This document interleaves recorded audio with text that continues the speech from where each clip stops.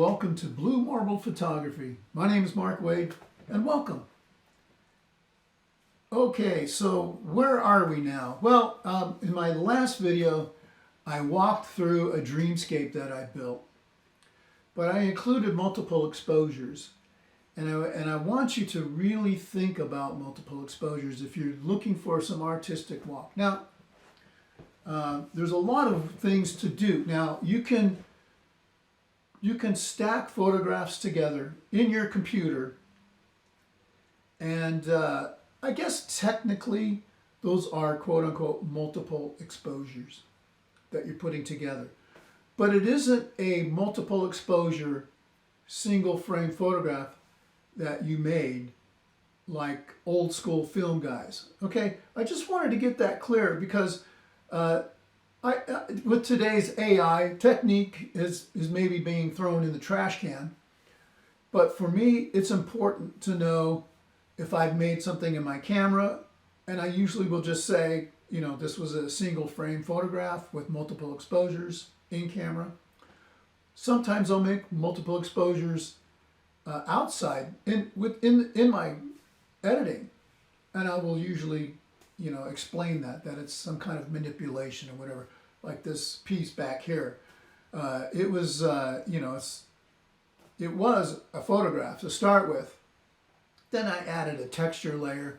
Then I went ahead and did some polar coordinates and did some things like that. And we'll talk about all that stuff in editing. But I want to talk about multiple exposures because it's something that is, for the artistic photographer, is far and away one of the most beautiful things you can do. And I'm going to talk about somebody. I didn't ask him if I could talk about him. I hope he doesn't mind. But I think he is one of the most inspiring photographers on the planet.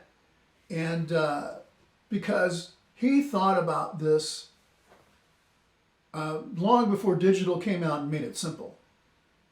And his name is Michael Orton. And Michael, I hope you don't mind me talking about you. I don't know him personally, but I have emailed him, and he has sent me some emails, an email or two back. We're not good buddies or anything like that. I think he lives in Canada.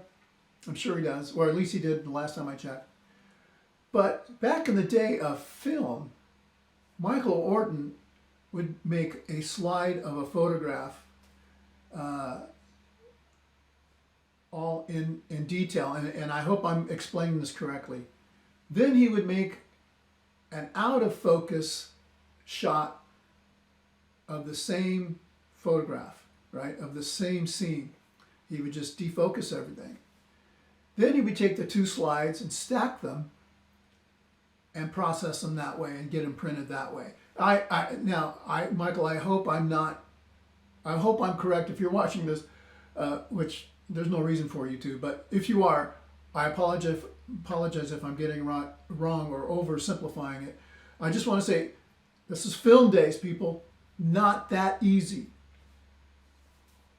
So what you get is the aura, the very essence of the color of the subject.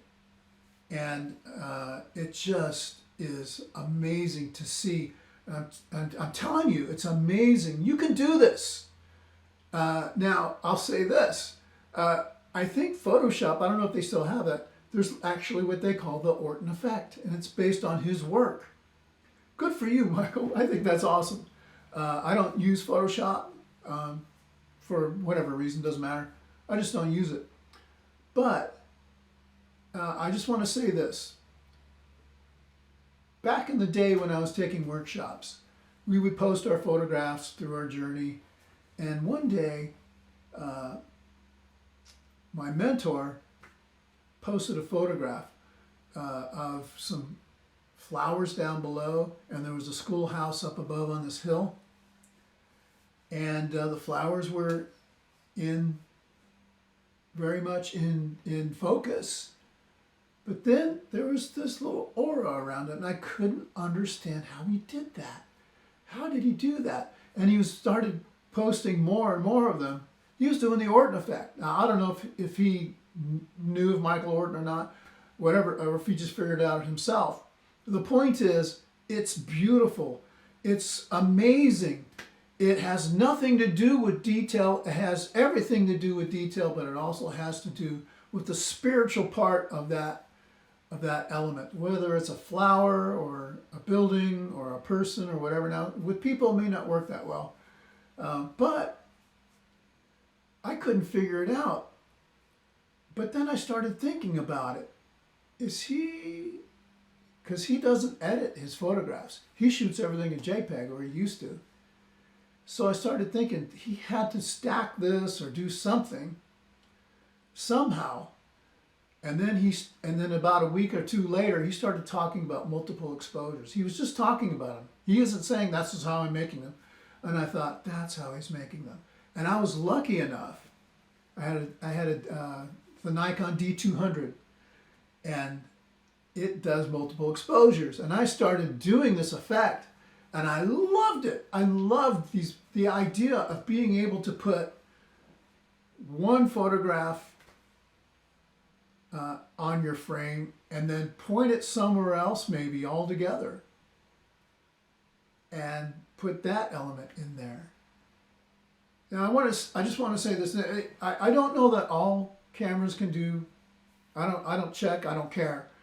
Nikon really is supportive of multiple exposures, right? They'll go, like my D750, I think, does up to 10 or something like that. Or my Z6 does up to 10, I think it is. And my Sonys, you have to buy, this is why I don't like what Sony did with this. You have to buy this extra app that goes in, and I get it, not everybody wants to make multiple exposures, but they don't do multiple exposures. They do double exposures.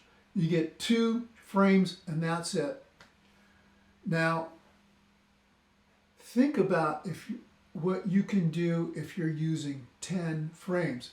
Now, within the Nikon world, and even with I think Sony's double exposures, they'll let you even the light out. In other words, you're not going to blow anything out, right? You just do an equalized sort of frame when you're done, and it doesn't let you blow anything out.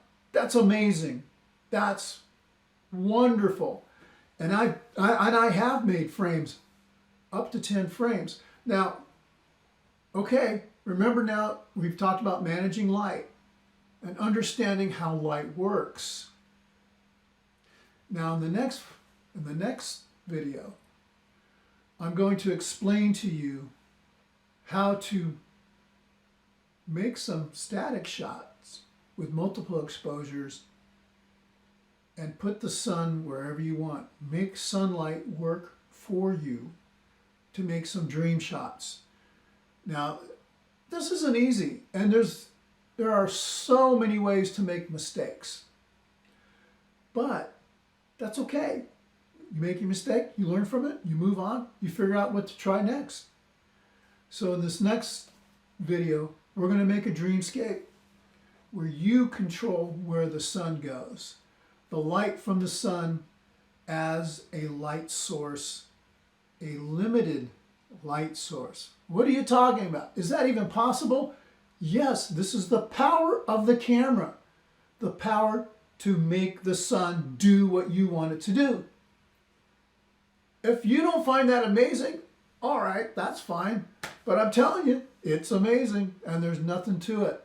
Well, there are some steps, and getting your mind right as to what you need to do is very important.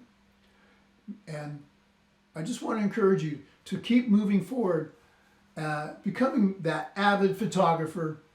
Keep practicing, keep learning, and there's no telling where it's going to lead you. The camera is not some static thing that only shoots frozen scenes and stop actions, and stops the action and everything. The camera, it has the capability to make the world a wet canvas, and you can do whatever you want with it. Thank you for listening, and I'll see you in the next one.